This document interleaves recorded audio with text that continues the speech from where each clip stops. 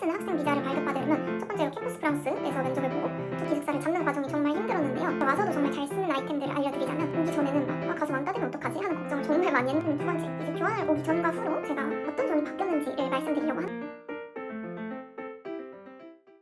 안녕하세요, 성은입니다. 오늘은 제가 앞으로 교환학생을 가고 싶은 분들이 궁금해 하실 만한 거에 대한 답변을 해드리기 위해서 Q&A 시간으로 찾아왔습니다. 그래서 제가 미리 학교 커뮤니티에서 이제 질문을 받아서 준비를 해보았는데요. 프랑스에 산 지도 벌써 2달 반 정도가 지나가고 있는데요. 그때까지 교환 생활하면서 느낀 것들을 최대한 여러분께 답변을 해드리려고 합니다. 그러면 시작해볼게요. 일단 첫 번째 챕터, 바로 교환 준비입니다. 이 준비 과정은 저희 학교인 숙명여대 기준으로 답변을 해드리도록 할게요. 그래서 첫 번째 질문, 어떤 어학 시험으로 응시를 했고 그리고 점수와 준비 기간 정도를 물어보셨습니다. 저는 기관 토플로 준비를 했고요. 처음에 토플 준비를 했었고 사실 시험도 한번 쳤었어요.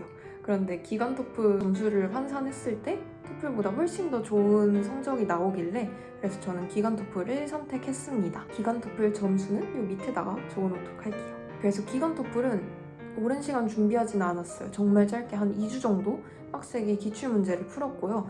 특히 어떤 분들께 추천드리냐면 난 문법에 자신 있다 하시는 분들은 기간 토플 하시면 생각보다 수월하게 준비하실 수 있을 거예요. 인터넷에 기출문제 검색해보면 기출문제집이 많이 나오는데 정말 그 중에 아무거나 푸셔도 상관없습니다. 그리고 두 번째 질문, 이제 영어 강의를 들었냐 라는 질문을 해주셨는데 숙명여대에서는 이제 영어 원어 강의로 진행되는 수업을 들으면 가산점을 조금씩 주거든요. 저는 아무래도 본 전공이 영어영문학과이다 보니까 연강을 3개 정도 들은 것 같아요. 근데 연강은 가산점이다 보니까 그렇게 엄청난 영향을 주지는 않으니까 혹시나 못 들으셨더라도 너무 큰 걱정은 하지 않으셨으면 좋겠습니다. 그 다음에 파견학생 준비 과정을 물어봐 주셨는데요. 일단은 지원 과정부터 말씀드리자면 1월 24일에 기간 토플을 받고 2월 5일에 지원서를 작성하였고요. 그 다음에 3월 7일에 합격 발표가 나왔습니다. 그래서 저는 비자에 관련된 일정이 되게 잡기가 어렵다라고 들어가지고 어플리케이션 하고 그 다음에 입학 허가서를 받자마자 캠퍼스 프랑스 면접을 잡았어요.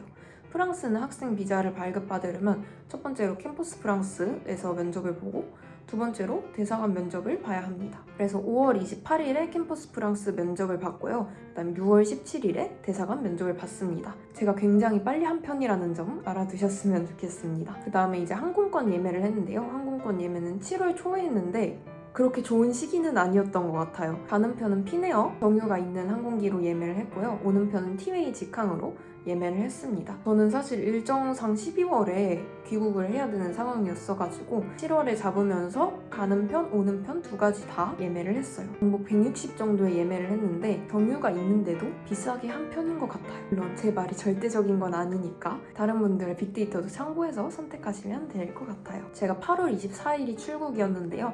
그래서 8월 한 달간은 정말 기숙사와 사투를 벌였던 것 같습니다. 기숙사를 잡는 과정이 정말 힘들었는데요. 이 과정은 뒤에서 조금 더 자세하게 설명해드리도록 할게요. 그리고 8월 달 동안 그 외에도 레볼루트 현지 계좌를 개설하거나 기숙사 전기 계약도 해야 되고요.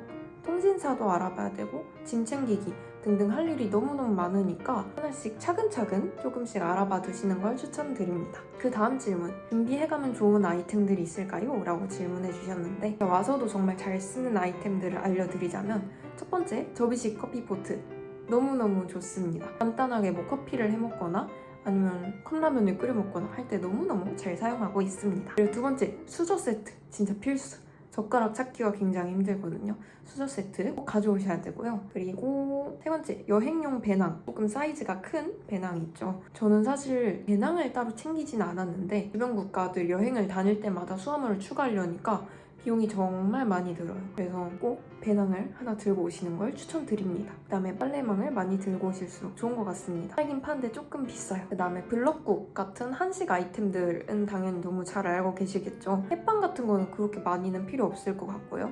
그 대신 블럭국은 정말 추천드립니다. 그 다음 두 번째 챕터로 넘어가 볼게요. 그 다음 챕터는 교환 생활을 하면서 알게 된 점들이나 도움될 만한 것들 질문 주셨는데요. 일단 첫 번째 질문 바로 겨울옷 어떻게 하셨나요? 입니다. 저는 옷을 정말 많이 챙겨왔어요. 왜냐면 저는 입국 전에 따로 여행이 없었어가지고 바로 기숙사로 올 수 있는 상황이었거든요.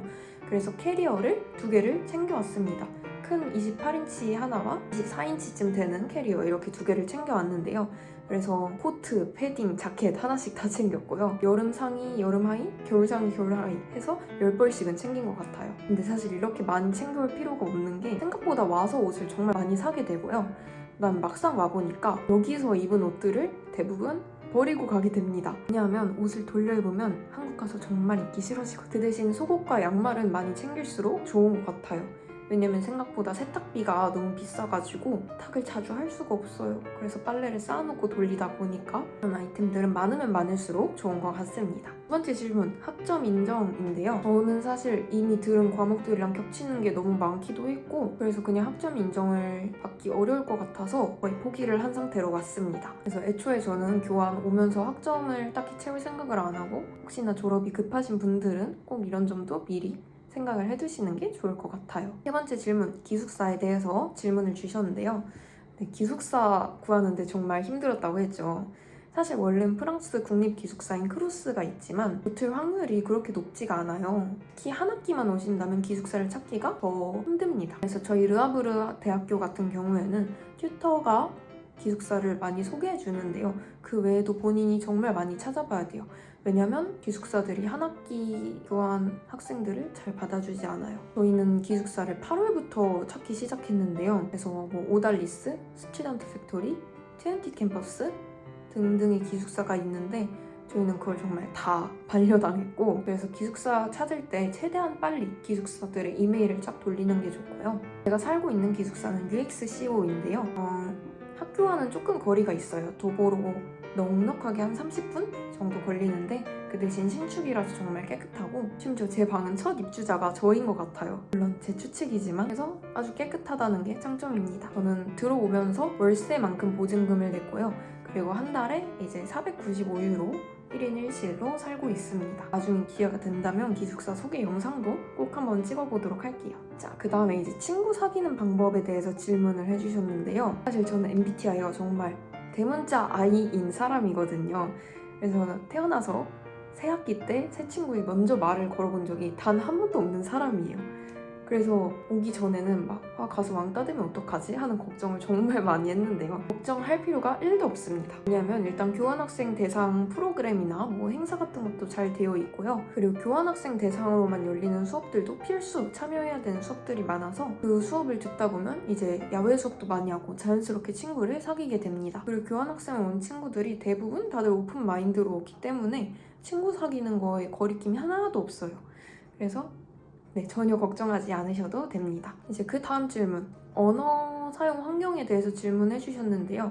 일단 학교에서는 대부분 영어를 해도 통하는 것 같아요. 근데 교수님들과는 이제 영문과 교수님들이 아니신 이상 영어를 막 그렇게 유창하게 하시지는 않습니다. 교수님들이 프랑스어가 없으면 못 산다 이것까지는 아니지만 프랑스어를 해오시면 정말 삶의 질이 이만큼 올라간다는 거. 네, 저는 여기 와서 열심히 공부를 하고 있습니다. 그리고 동네에서는 특히나 더 영어를 다들 못해요. 뭐 우체국에 간다, 마트에 간다, 완전한 영어로 소통은 거의 불가능하다라고 보시면 되고요. 공공기관에 갈 때는 프랑스어를 따로 챗GPT로 공부를 해가서 써먹는 편입니다. 자, 그럼 세 번째 챕터 프랑스에 대해서로 넘어가 보겠습니다. 프랑스 그리고 르아브르를 선택한 이유가 무엇인가? 그리고 장단점이 있나요? 라는 질문이었습니다. 사실 정말 큰 이유는 없고요. 프랑스를 적은 거는 제가 작년에 이제 유럽 여행을 했을 때 프랑스가 제 최애 나라였기 때문입니다. 네, 여튼 그렇습니다. 저는 낭만을 찾아서 프랑스로 온 사람이고요. 그리고 사실 르아브르로 적은 거는 그냥 점수가 안정권인 학교를 적었어요. 저는 교환학생을 올 때 처음 목적이 어떤 나라를 갈지보다는 교환학생을 가는 것 자체에 큰 의의를 두고 있었어서 학교를 크게 상관하지 않은 것 같아요. 그 다음에 이제 르아브르의 장단점에 대해서 말씀해 드리겠습니다. 르아브르의 장점은 일단 바다가 있어요. 그럼 겨울학기에 온다면 바다를 즐기긴 조금 힘들지만 그래도 저는 바다를 정말 좋아하기 때문에 큰 장점인 것 같고요. 그리고 노르망디를 사실 여행으로 오는 경우는 조금 드물거든요. 근데 옹플레르, 에트르타, 루앙 등등 주변에 갈 만한 관광지가 생각보다 많아요. 그리고 르아브르는 이제 시골이 정말 시골이라서 도시가 정말 여유롭고 물가도 파리에 비해서 훨씬 저렴하고 치안 걱정도 없다는 것도 장점입니다. 단점은 이제 시골이잖아요. 그러다 보니까 아무래도 여행 계획은 거의 없고 동양인들도 파리보다 훨씬 적은 편이에요. 그래서 인종차별에 익숙해질 수 있다는 게 정말 단점이고요. 그리고 심심합니다. 딱히 할 게 없어요. 그래서 저는 거의 매 주말마다 여행을 다니고 있어요. 그리고 또 단점은 르아브르는 북쪽 지역이다 보니까 흐리고 비가 많이 오고 바람 정말 많이 부는 겨울이 될수록 특히나 더 심해져가지고 점점 우울해져가는 도시예요. 그리고 해외여행을 가려면 이제 무조건 파리를 거쳐야 된다는 것도 조금 큰 단점이라고 할 수 있습니다. 마지막 챕터 4번째는 마인드셋과 태도에 관한 이야기인데요.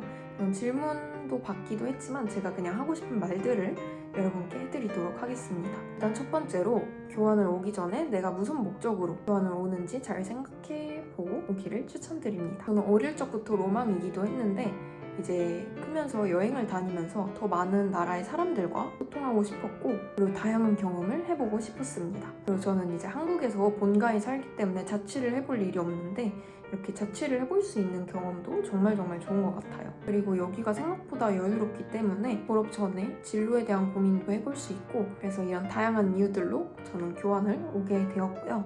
두 번째, 이제 교환을 오기 전과 후로 제가 어떤 점이 바뀌었는지를 말씀드리려고 하는데요.